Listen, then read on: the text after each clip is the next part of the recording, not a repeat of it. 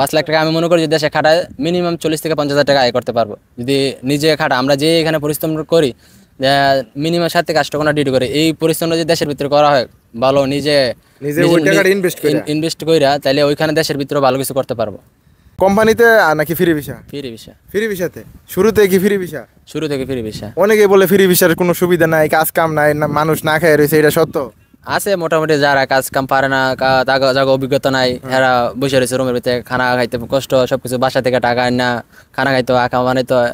আর জায়গা লাইন কাটা আছে, ভাই বাদার আছে, তাদেরকে তো ব্যবস্থা করে দেয়, তাদের ভাই বাদার বা নিজের যোগ্যতা কিছু করে, চেষ্টা করে। আচ্ছা, তাহলে বাংলাদেশ থেকে যে মানে দুই ধরনের লোক আছে, একটা হচ্ছে অদক্ষ লোক আর একটা হচ্ছে মানে দক্ষ লোক। এর মধ্যে কারা ফ্রি ভিসা আইলে ভালো হয়? ফ্রি ভিসা বলতে গেলে যারা মূর্খ, যে আমাদের ভাষায় কুমিল্লাতে যারা বলে মূর্খ, এটা সবারই ভাষা বোঝায়। মূর্খ যেটা বলে কুমিল্লাতে, মূর্খ যারা আছে তারা ফ্রি ভিসা করলে ঠিক আছে। আর যারা কোম্পানির আন্ডার আছে তারা পড়াশোনা করে আসলে ঠিক আছে, একটা ভালো পর্যায়ে যাইতে পারে। আর এই যে ফ্রি ভিসায় যারা মানে ঘুরে ঘুরে কাজ করে বাইরে কাজ করে, রাস্তাঘাটে মাল পরিশ্রম করতে পারে, কলেজ স্টেশনে কাম যেগুলো বলে যে রাস্তাঘাটে কাজ কাম করে, বিক্রি করে রাস্তাঘাটে মাল সাবানা, ওরা ঠিক আছে। মূর্খ যারা বলে পড়াশোনা করে না দেশের ভিতরে, এরা রাস্তাঘাটে কাজ কাম করে চলতে পারবো। আচ্ছা, আপনি যখন নতুন আসছিলেন 5 বছর আগে আর কি ফ্রি ভিসাতে, তখন কি আপনার কষ্ট হয়েছিল নাকি আপনি আইসে কাজ পাইছেন? না, আমি আইসে কাজ পাইছি আলহামদুলিল্লাহ। আইসে কাজ পাইছেন? আইসে কাজ পাইছি। আপনার কি এখানে আত্মীয় আছে?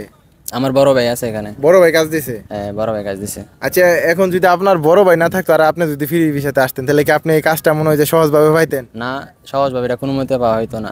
এখন বড় ভাই আছে দেখে বড় ভাই একটা ব্যবস্থা করে দিছে। আমি নিজে মনে হয় না যে পাইলে আমি হয়তো কষ্ট করতে হইতো বা এদিকে দিক দেখতে হইতো, ভাই তার সব জায়গাতে খোঁজ খবর লাগাইতে হইতো, বা আরেকজন যে না খায় রয়েছে হয়তো তার মতো হইতে পারতাম।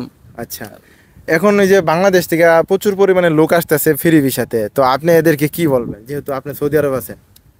ফ্রি ভিসা যারা আসতে চাইতেছে, এখন যদি আমি মনে করি যে যারা বাংলাদেশে এখন বর্তমানে বেকার আছে, তারা কাজ কাম কইরা বা কোনো কিছু শিখাইতে পারলে একটা মনে হয় যে ভালো কাজ কাম শিখে আসতে পারলে বর্তমানে ভালো দিকে যাইতে পারবো। বা কাজ কাম না করে আসলে এখানে দেখা গেছে কাজ কাম পাইতো না, এসে বসে থাকবো রুমের ভিতরে, দেশের তাই না টাকা আনবো, আইনা খানা খাইবো, আঁকা বানানো টাকা আনতে হইবো, এগুলো আইনা লাভ নেই। এখানে বিদেশে আসার থেকে দেশে থাকা ভালো।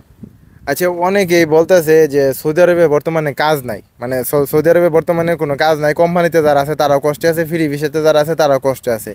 আসলে আপনি তো অনেক মানে দিন ধরে আছেন, এটা কি আসলেই সত্যি? হ্যাঁ, বর্তমানে সৌদি আরব অবস্থা পরিস্থিতি খুবই খারাপ, কাজ কাম কম, আর নাকি বেতন কম, স্যালারি কম, মানে ঠিকঠাক মতো স্যালারি দেয় না। কোম্পানির ভিতরে 3 মাসের 4 মাসের টাকা আটকা রাখে, টাকা পয়সা দেয় না, কষ্টে আছে যারা কোম্পানির ভিতরে আছে। হাজার গুণে 2-1টা কোম্পানি ভালো, বাকিগুলোই টাকা পয়সা আটকা রাখে, 3 মাসে 4 মাসের টাকা আটকা রাখে। আচ্ছা, এর ভিতরে এখন যদি নতুন করে কেউ সৌদি আরবে আসতে চায় আর কি, মানে কোম্পানিতে আসুক আর ফ্রি ভিসাতে আসুক, মানে নতুন করে যে কোনো কাজে আসতে চায় যদি আসে আর কি, তো আপনি তাদের জন্য কি উপদেশ দিবেন?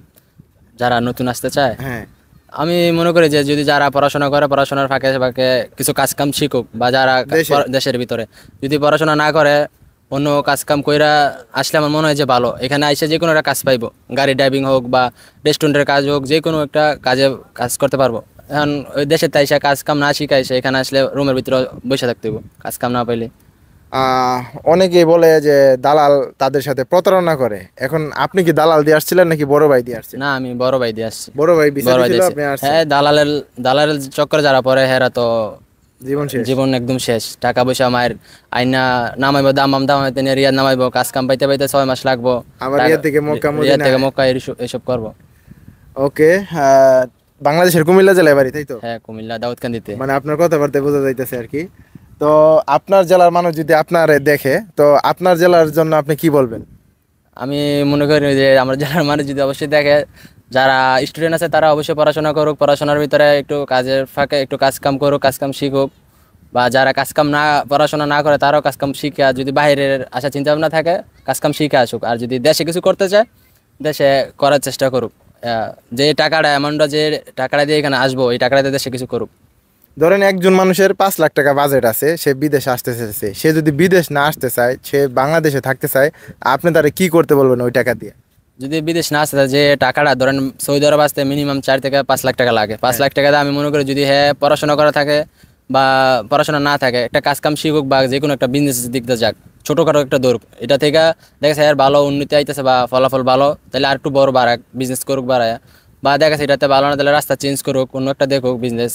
তারপরে দেশে থাকার দেশে চেষ্টা থাকুক, করবো। দেশে থাকুক। 5 লাখ টাকা আমি মনে করি যে দেশে খাটায় মিনিমাম 40 থেকে 50 হাজার টাকা আয় করতে পারবো যদি নিজে খাটা। আমরা যে এখানে পরিশ্রম করি, মিনিমাম 7 থেকে 8 ঘন্টা ডিউটি করি, এই পরিশ্রমটা যদি দেশের ভিতরে করা হয় ভালো, নিজে নিজে ওই টাকাটা ইনভেস্ট করে। ইনভেস্ট কইরা, তাহলে ওইখানে দেশের ভিতরে ভালো কিছু করতে পারবো। তো কুমিল্লা জেলার ভাইয়ের মুখ থেকে অনেক গুরুত্বপূর্ণ কথা শুনাইছি। যারা বাংলাদেশে থাকতে চান, 5 লাখ টাকা দেখেন খরচ করলে কিন্তু বাংলাদেশে যদি আপনি 5টা গরুও কিনেন 1 লাখ কইরা, মানে 4টা কিনলেন আর 1 লাখ টাকা বাজেট রেখে দিলেন ওটা খাবার দাবারের লেগা, প্রোটিনের লেগা, তাইলে কিন্তু আপনি ভালো কিছু করতে পারবেন। কিন্তু এটা যারা মানে বিদেশ আসে, আইসা পরে কিন্তু বুঝতে পারে। সেম কথাটাই কিন্তু ভাই বলছে। আর ফ্রি ভিসাতে যারা আসবেন তাদের নিয়ে অনেক কথা বলছে, আমি আর কথা বাড়াতে চাই না। বর্তমানে প্রবাসের অবস্থা, সৌদি আরবের অবস্থা তেমন একটা ভালো না। যারা মানে অধ্যক্ষ লোক আছে তারাই বুঝতেছে যে এখানে ভোগান্তিটা কতটুকু।